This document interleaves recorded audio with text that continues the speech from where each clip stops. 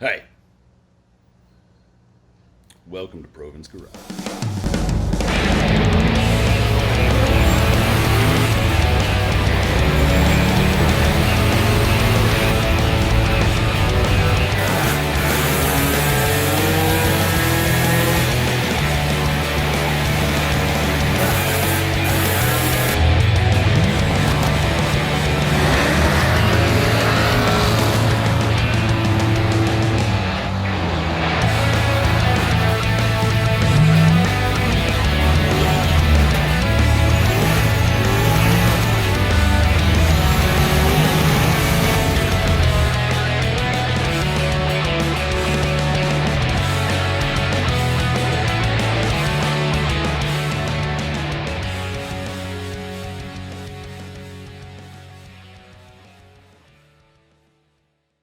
And over here we got Super Fart.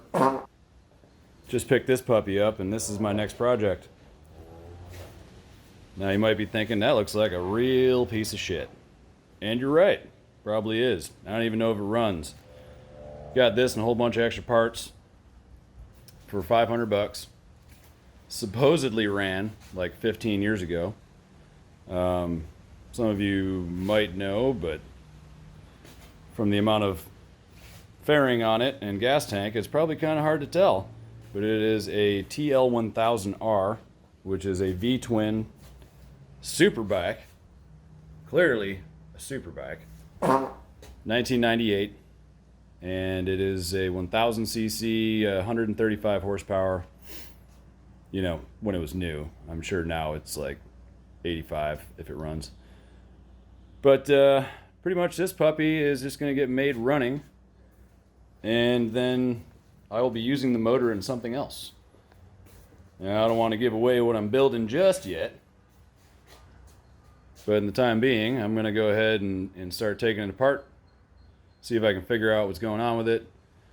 Put some new oil in it, put some gas in it, put a new battery in it, and see if it'll run. I doubt it will be rideable in the condition it is, or condition it's in. It doesn't have brakes, which I'm not super worried about, but maybe I should have at least one brake if I'm going to ride it. But I want to ride it around just to see if it'll go through all the gears, because that's kind of important. I don't want to get this put into my next build and find that it has first and third and nothing else. So I think I will probably try to get it to where I can at least cruise it down the street a little bit and go through the gears and make sure they're working.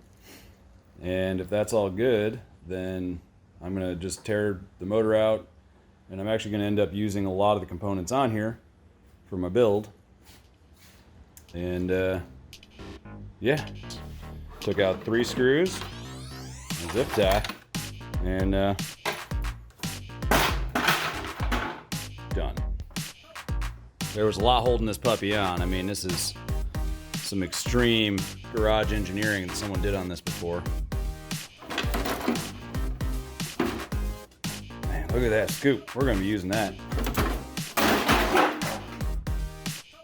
All right, time to remove the air box, make sure there's no mice or squirrels living in there.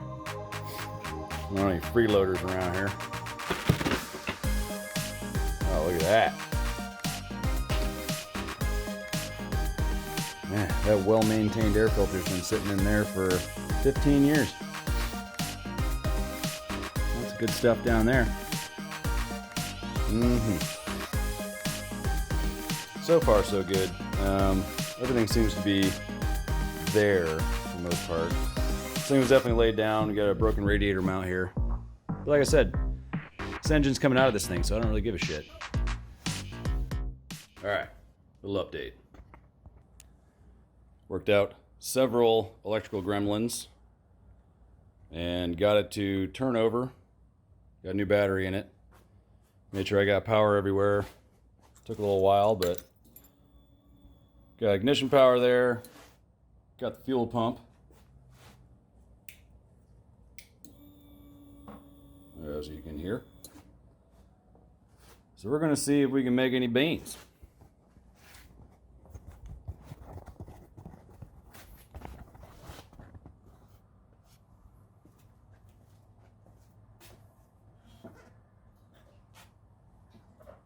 This is definitely the factory start button.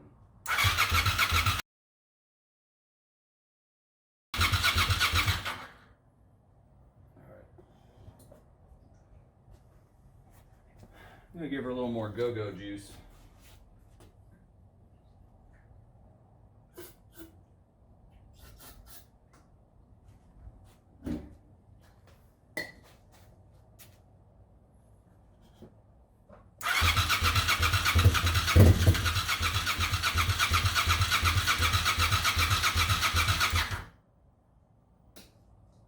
Clearly has spark.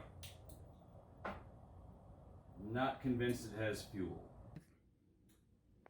So thinking about it, found the problem.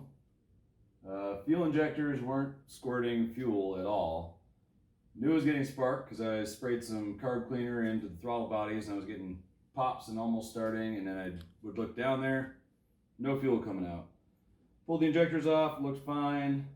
So then I decided to pull the tank and pull the fuel pump out. And this is the fuel filter. And she was full of some ratchet shit. Let's see if we can get a little more to come out here. She don't even want to float. Oh, look at that. Oh, baby. Let's go give her a little bit of air through there and see if we can get some more stuff out of it.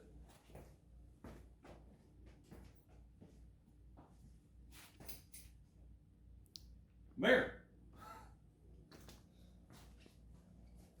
So I already lambasted my fridge down there with all the crap. Tried to wipe it up, didn't come off too well. Let's see if we can get some more stuff out of here. Oh, God.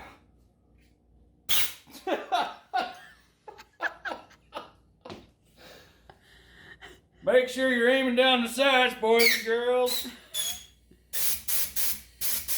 Oh yeah, lots of good stuff going on. So, I'm gonna get that cleaned out and try her again.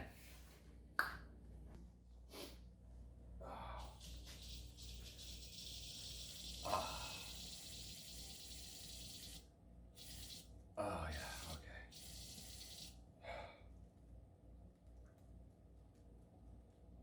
Oh! All right.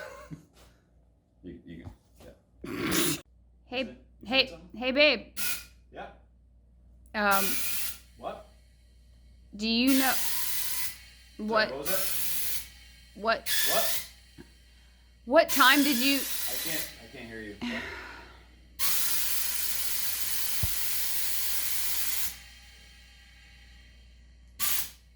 Sorry, just one more time. No, I'm listening now, I promise. What were we saying? What time?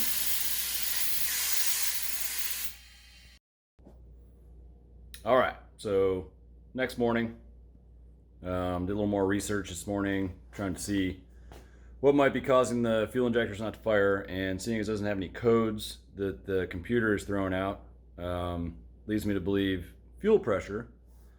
So first thing I did is rig up a little fuel pressure monitor system with my gauge here, a little fuel pressure tester. And I just ran that in line from the fuel pump in the tank. And always make sure that you use a line rated for fuel pressure or for fuel injection, just like this stuff. And so I tested that and I was seeing 50 PSI, and it's supposed to see, I think, 44. So it could be the gauge is a little off, or fuel pressure regulator. And so the fuel pump would turn on and run, and I would see 50, 51, but nothing was coming out of the regulator overflow because I disconnected that and I was just running it into a bucket. I disconnected the return from the fuel pressure regulator from the tank and was just running that into a bucket, and nothing was coming out. And something's supposed to come out. So that was suspect. So I rigged up a tester. And so I have just a little air pressure regulator here. I took my fuel pressure regulator, and this is from the fuel rail right here. Took the O-ring off, connected that into the end, and then just hooked my air line up to this and raised it until this thing popped open, and it was popping open according to this pressure gauge at around 50, 51. So that's in line with what's going on with my gauge that I put from the fuel pump in line. So it is working and getting 50 psi to the fuel rail. So now I'm going to hook this back up, put my regulator back on here, and I'm going to use my little fuel injector tester here and connect it to just one of the fuel injectors, turn the key to on, get the fuel pump running, and then pulse it on this and see if it actually sprays anything out. So I tried pulsing one of the injectors while it was still on the motor with fuel pressure, with 50 pounds of fuel pressure, and nothing happened. And made sure I had a good connection, tried it again, nothing happened. So I've used this before on known good injectors and it definitely worked then. I'm gonna test all these on the bench just to see if they click. And if that doesn't happen, then I'm gonna grab an injector that I know works and see if that clicks. But this is just a fancy little Chinesium injector tester off of Amazon. And it's not really good for showing you how much flow you have. I set it up with an Arduino to give it a specific pulse length, and that worked pretty good. And I was able to actually flow test some other injectors from another motor. But with this thing alone, you can't really do that. But you can set modes, and you got short, medium, long, and continuous pulse widths. So I usually just put it on medium just to see if we can hear some clicks. And it's doing nothing.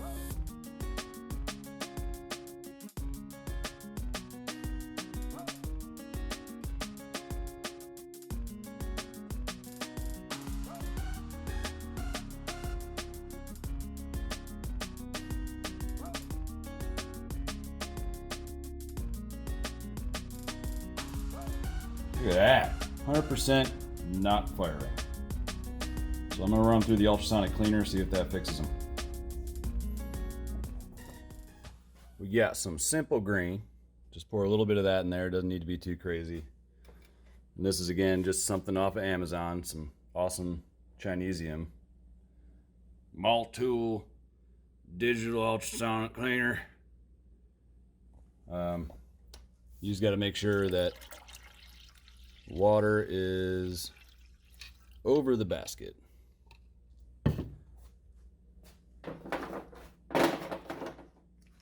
Then we take our nice, super clean injectors. Can't really tell if the baskets are dirty. I'll have to take a look at that under the light, but basically I usually like to put them in gently with one side down, flip them over, and then do it on the other side. I do it about 30 minutes, and I always turn the temp up on here pretty much as high as it'll go. And then you can set your time. It's a maximum of 30 minutes. And I got it here in this enclosed cabinet, or that I can close the doors on, because this thing's pretty damn annoying. So anyway, we'll just gently put those in there and flip it on, and here we go. So I sent them through one cycle for 30 minutes in the ultrasonic cleaner. Obviously they are much cleaner. And hooked it up to my little pulsar here, and how about that?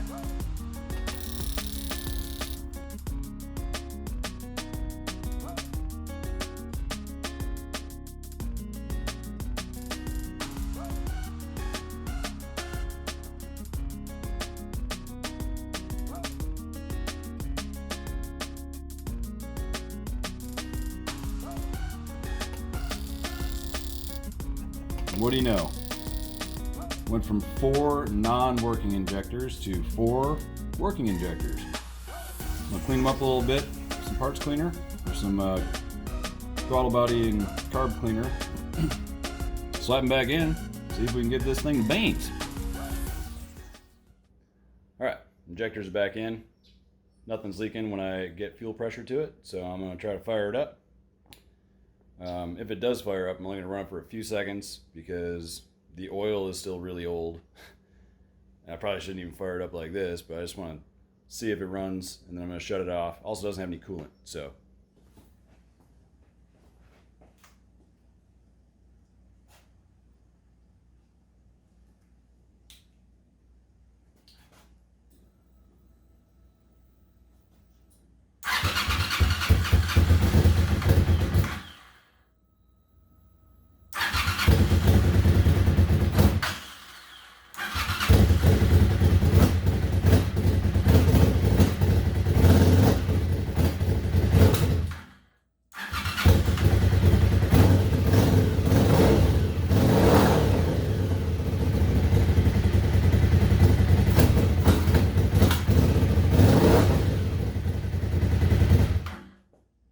I'd say she run. All right, we got some oil change, we got some coolant in it. Well, we got water in it because I live in Florida, and let's be honest, who gives a shit? So she's been firing up pretty good, so we're gonna give her a little rip here. I mean, I'm not driving it yet. Let's not be silly.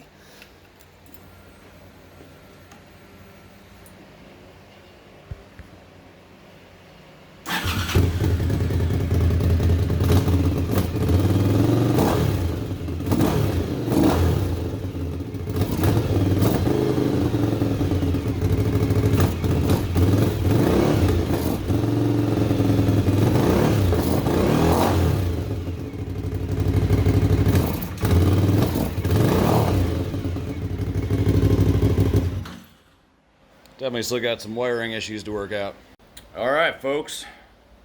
The time has come to take her for a rip. Got a brake, and I got a clutch working. The master cylinder for the clutch was totally broken, so I took it off, heated it up, and formed it back together, and then used some epoxy, and surprisingly it held. Rear brake, I had to swap out a different master cylinder for that. It doesn't exactly fit both bolts, but it's on there, and I got a brake. So I would have done front brakes, but this model came caliper free, so I just decided to not do those. But running good, and I'm gonna see if she actually drives.